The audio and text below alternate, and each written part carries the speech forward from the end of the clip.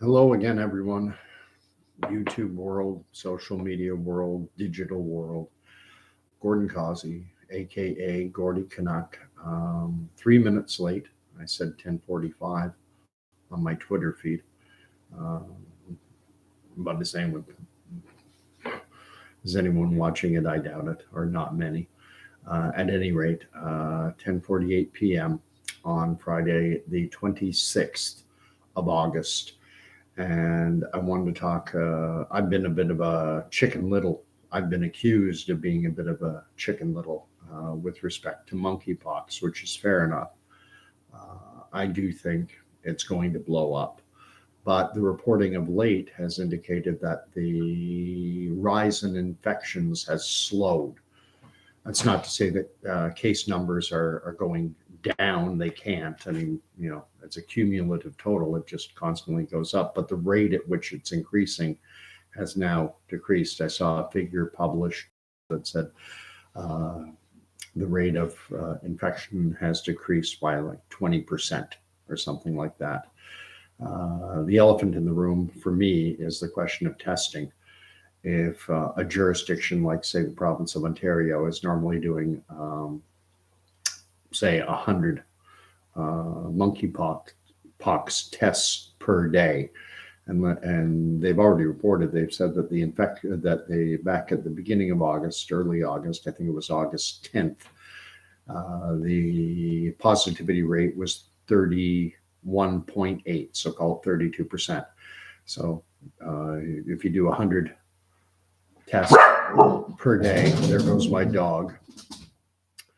If you do 100 tests per day with a 32% positivity rate, that would be 32 cases.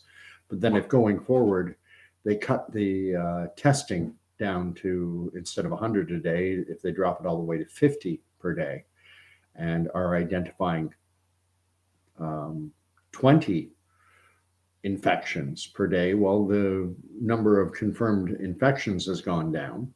Was 32, now it's 20, but the positivity rate now is 40%. Unfortunately, fortunately or unfortunately, the simple fact of the matter is that in order to manage anything, it has to be measured. And if you don't do the measurements, you can't manage it.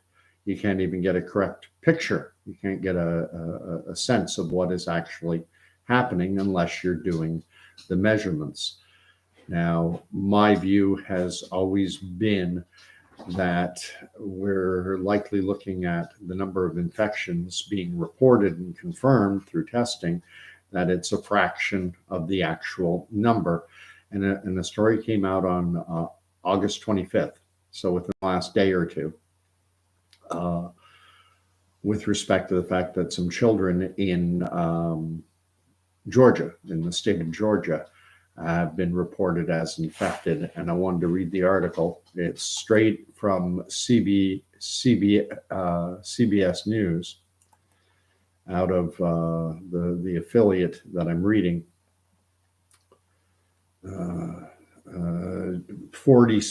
CBS 46 News, by CBS 46 News staff out of Atlanta, Georgia.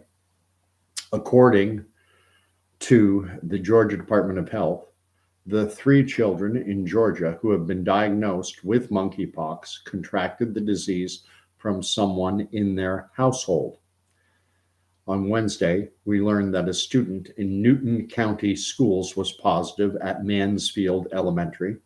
Another student at Flint Hill Elementary was tested for the virus as well, and the schools are taking the necessary precautions and disinfecting the classrooms. Right now, there are 1,240 cases of monkeypox in the state of Georgia, according to the CDC. Only 4 other states have more cases: New York, California, Florida, and Texas. And that's all there is. That's the end of the news article. Call letters of I guess they've got a TV station, WGCL, and I'm guessing it's somewhere in the state of Georgia, maybe Atlanta. So the question is, if children are catching the virus from members of their household, I know, given the reporting on how almost every identified case, I think they've been saying 98% are among gay men.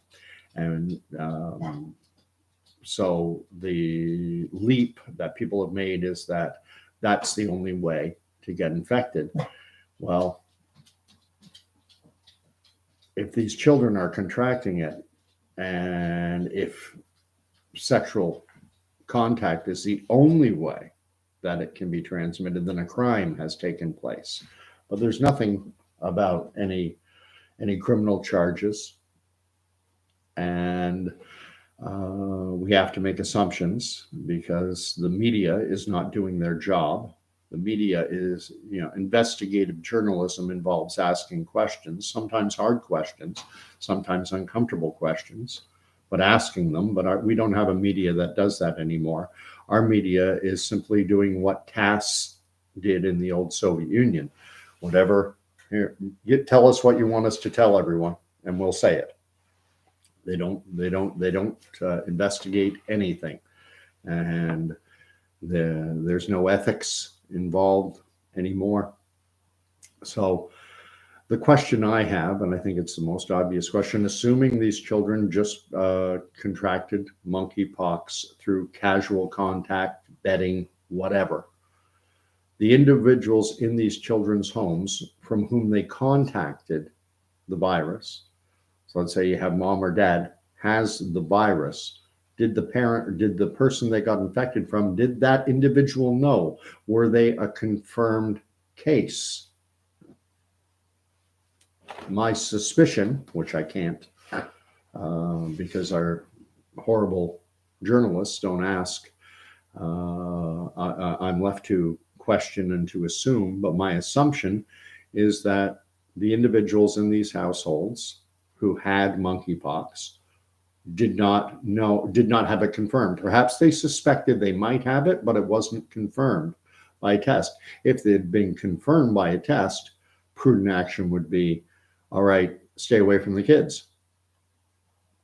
But if you are either in denial of, if an individual is either in denial over an infection, or if they only suspect it and, well, it's got to be something else because it's only, the way it's being reported by our media and by government health officials is that there's open speculation as to whether or not to designate monkeypox as an STD, STI, that the primary mode of transmission is sexual transmission. Well, there's another story coming out of New Jersey where I used to live. So I'll throw on my New Jersey accent. And this is about a probable case. Probable monkeypox case detected in Camden County summer camp, officials say. And again, this is CBS Philadelphia. The individual writing it is Matt Petrillo, 49 minutes ago. Camden County, New Jersey. Health officials in Camden County want people to be vigilant about monkeypox exposures after a summer camp became the latest site of a probable case. Health officials say if this probable case is confirmed as monkeypox, it would be the first case detected in Camden County from a public place like a camp. It's highly unusual, Camden County Health Officer Dr. Pascal Nwako said. Nwako says his team is investigating to learn how a probable monkeypox case became connected to a summer camp. Quote, it's an exposure whereby the person doesn't have full contact to contact with the person with the case, Nwako said. So there's no rubbing of skin. Instead, he says the infected individual may have simply touched an object or come in close proximity with an infected person. We are yet to determine that, Nwako said. Officials have not revealed whether the infected person is a counselor or a camper. Officials are also not releasing the name of the camp. What is known is that many other monkeypox cases have been spread skin to skin through sexual contact, but the camp is a unique setting for a monkeypox case. It has multiple age groups and is small with fewer than 100 people. We have had no cases, Nawako said, and it would be unique for us and also unique for New Jersey. To lessen the spread of the disease, the CDC recommends people to avoid close skin-to-skin contact with people, blah, blah, blah. So you can look up those articles yourself. I'm not going to link them. Just do a Google or a DuckDuckGo or whatever news search. They're out there, the articles, that is. So the question I have right now, globally, we're looking at, I just checked the numbers, somewhere 47 to 48,000 confirmed cases, a little over 50,000 confirmed and suspected. So the big question is the testing. Throw out another thing, Twitter, YouTube, Facebook, social media platforms are all big on the sharing of medical misinformation. Medical misinformation, and they don't want it spread. So I tweeted something just to see what would happen. I wrote, fact, the COVID vaccines provide sterilizing immunity, protecting you from both infection and transmitting the virus to someone else. The vaxxed, the vaccinated, can't get COVID and pass it on to someone else. That's my tweet.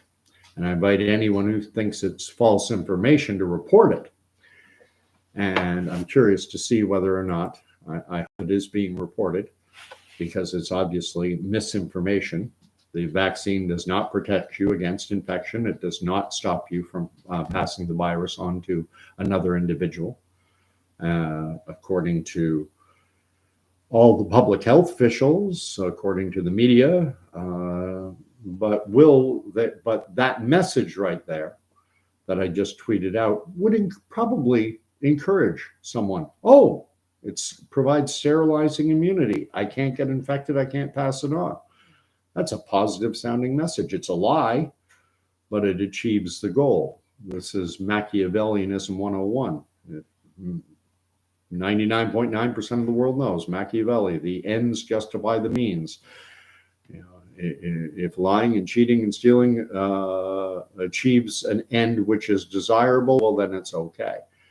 And the end goal of public health officials, even though the COVID vaccines do not provide sterilizing immunity, you can still get COVID multiple times, even if you're vax boosted and double boosted. You can still pass it on to other people.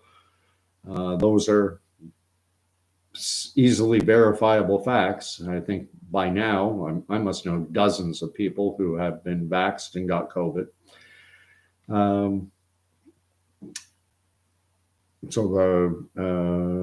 But will they allow it to stay up because it serves the goal somewhat of getting people to get vaxxed? Do you believe in truth or do you not? I mean, is lying okay if it achieves your end? And that's the world we've devolved into. I've gone on for almost 15 minutes. I'm going to end it with a quote from Scripture, and talking about a lot of Christians have come under criticism for the fact that not being kind. People are afraid, people are scared, and so just go along with things. Isn't being Christian about bringing peace and love and kindness? What I'll call, I heard Jordan Peterson do a talk on it, talking about the hippie Jesus, and there's a quote this is from the book of Luke. And Luke chapter 13, I'm going to start in verse 49. So again, Gospel according to Luke, chapter 13, verse 49. I came, and this is Jesus speaking, quote, I came to cast fire upon the earth, and would that it were already kindled. I have a baptism to be baptized with, and how I am constrained until it is accomplished. Do you think that I have come to give peace on earth? No, I tell you, but rather division. For henceforth in one house there will be 5 divided, 3 against 2 and 2 against 3. They will be divided, father against son and son against father, mother against daughter and daughter against mother, mother-in-law against her daughter-in-law and daughter-in-law against her mother-in-law.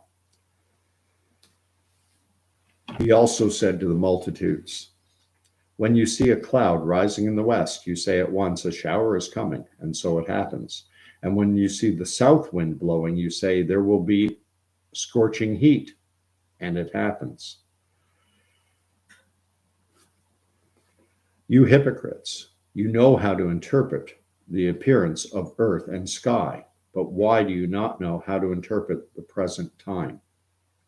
And why do you not judge for yourselves what is right?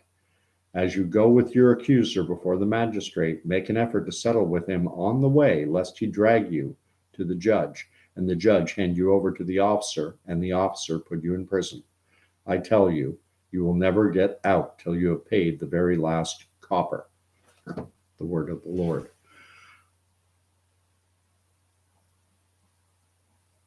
Truth, lies. Lies and truth. Christians are called, Jesus said, I am the way, the truth, and the life. And are Christians to bow down to a lie, and to get along, to be nice, to be peaceful, and not call the lie out? This reference of when you see a cloud rising in the west, you say at once a shower is coming. In another of the Gospels, it makes reference to Jesus talking to the Pharisees and the Sadducees, and he brings up that old bromide of that obviously goes back thousands of years. He doesn't say it exactly as red sky at night, sailor's delight, red sky in the morning, sailor take warning. That probably didn't rhyme like that in Aramaic or Greek or Hebrew or whatever language it was actually spoken in, but the words are exactly the same. The signs are there about the times in which we are living. We have come to the point where lies have become truth and truth have become lies. Good is declared evil and evil is declared good. And there is a prince of this world, that prince being Satan. And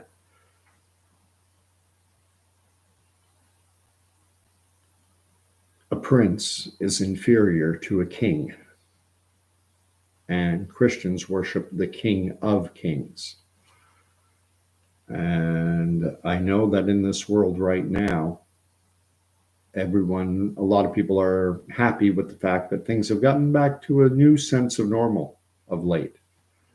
Things are, it's not as bad as it was back in the winter, back last year at this time.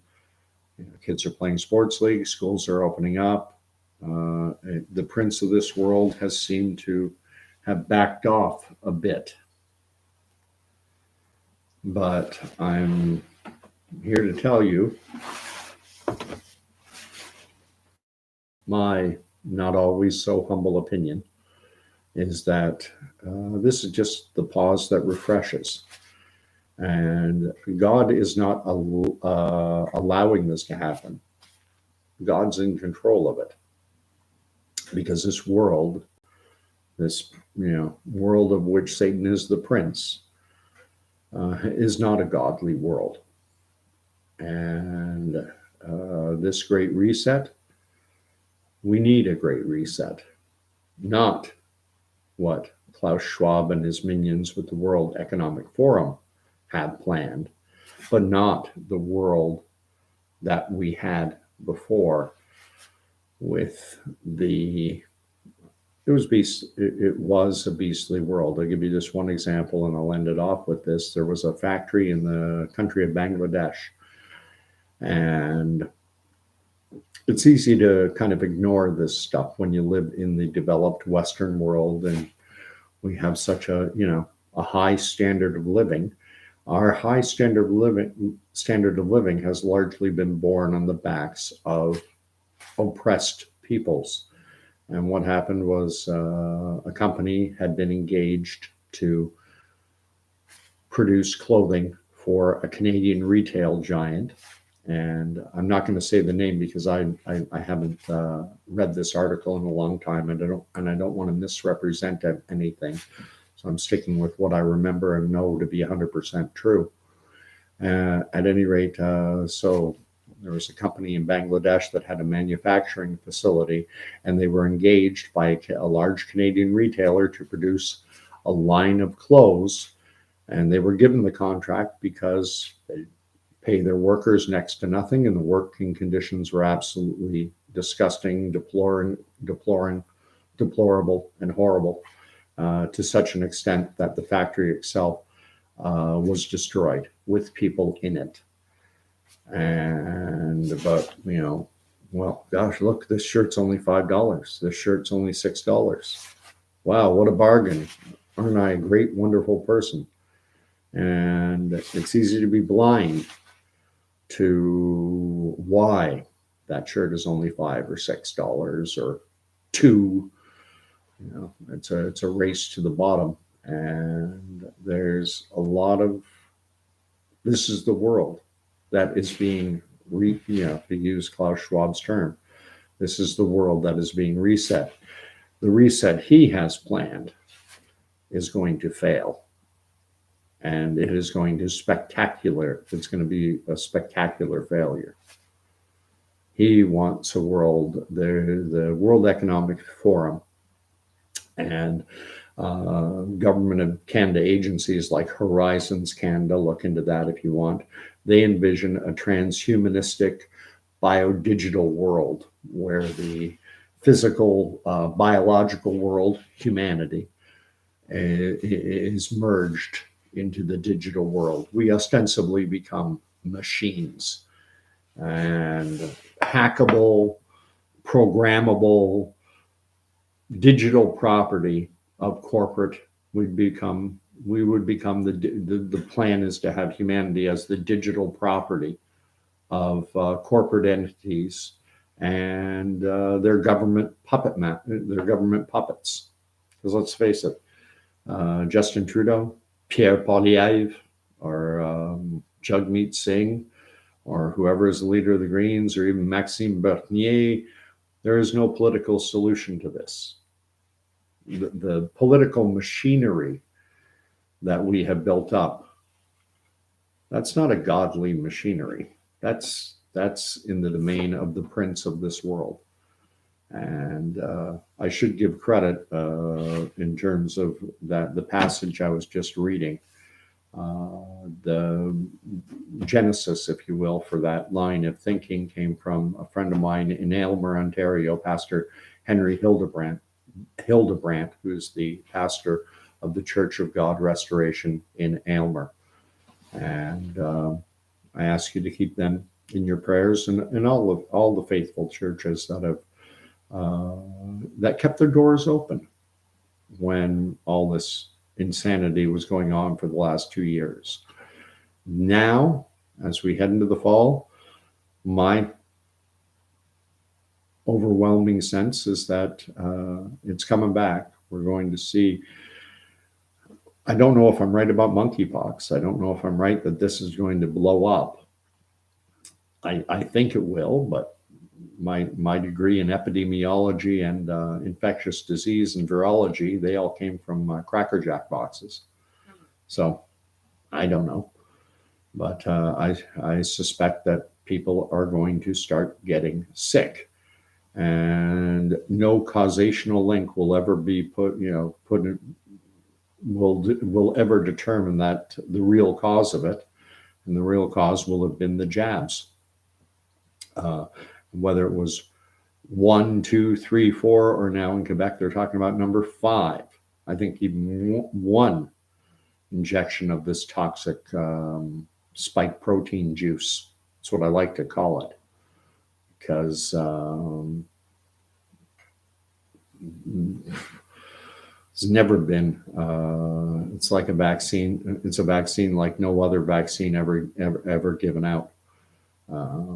Basically, narrowly focused on one specific and narrow component of the virus, and again, the toxic spike protein. And I could go on for an hour, but I'll end it here. God bless. Comments.